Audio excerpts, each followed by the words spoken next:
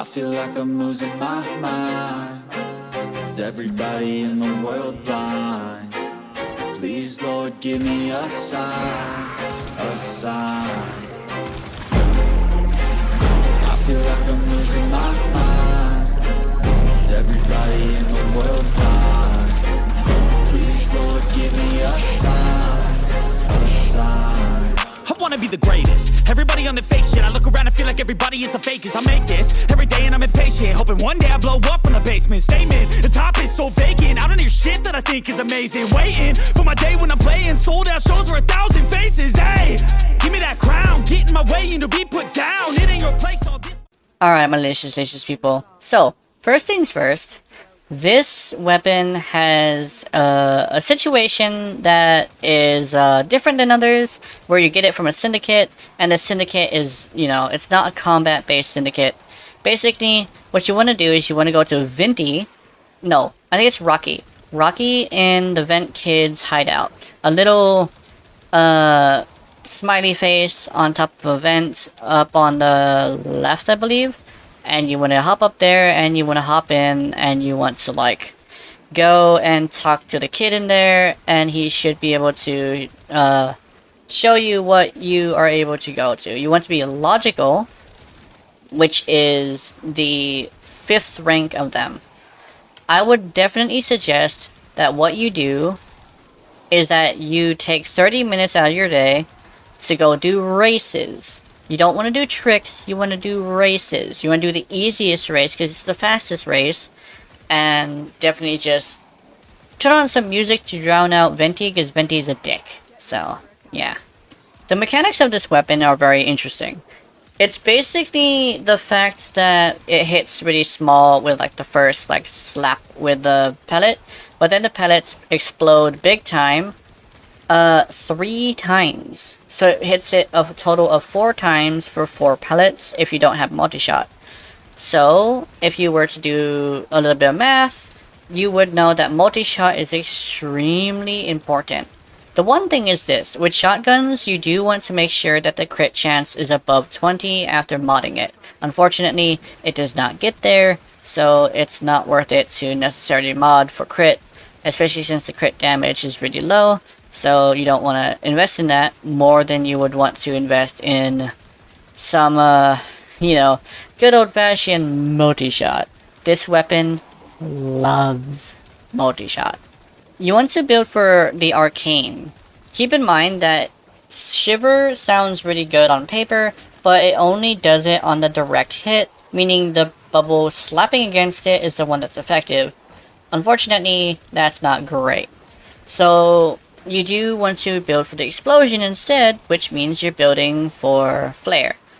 And the secret to that is that because it explodes 3 times and it has like a decent amount of status chance as a shotgun, you're gonna be looking at this situation where you don't even have to put any amount of status mods whatsoever.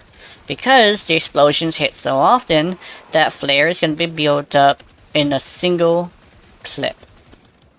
And then when it comes to the builds situation with the Riven, my Riven is essentially this weapon's version of a God Roll. The reason why, like I said, is because crit and crit damage is not worth it. So what you're going to be building for is, in fact, multi-shot and damage. When it comes to the Bane mod, yes. Because there's so many basic damage mods on here that you're gonna run into a situation where you're just gonna, you know, need to figure out some fluff to it. You're either gonna want to put Magnum rounds, I believe it's called, but then you're only gonna add like additive damage, or you're gonna want to put a Bane mod and then just actually, can it take out acolytes? Yes, I'm gonna show you that right now. Here's the footage. If I want that shit, then I'll get it right now.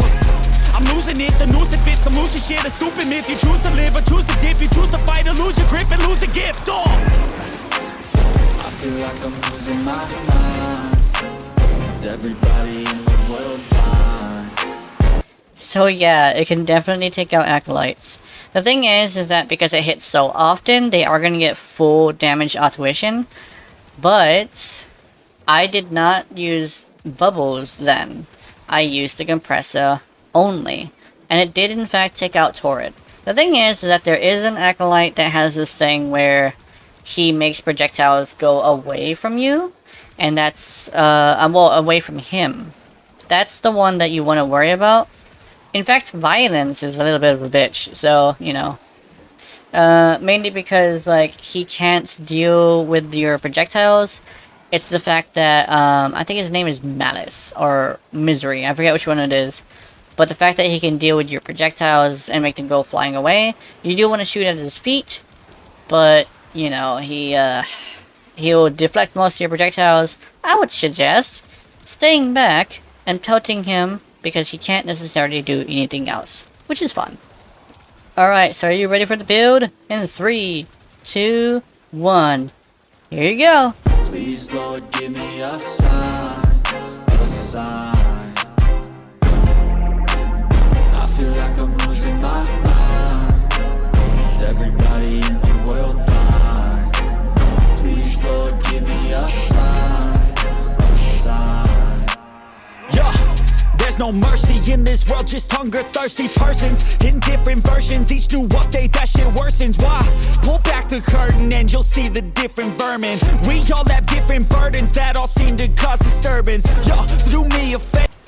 Alright, so I hope you loved my celebration of, you're already getting a skin. It's basically like, I decided to redo the Kompressa just because there's just ever so slightly a hype for her skin. I really like the Kompressa because it's a handgun, a shotgun, and specifically an explosive shotgun, and it has multiple explosions. You can't go wrong with a shotgun that has multiple explosions, especially with the little pew pew. Pew pew pew pew pew. So yeah. I hope it was entertaining. A valuable lesson.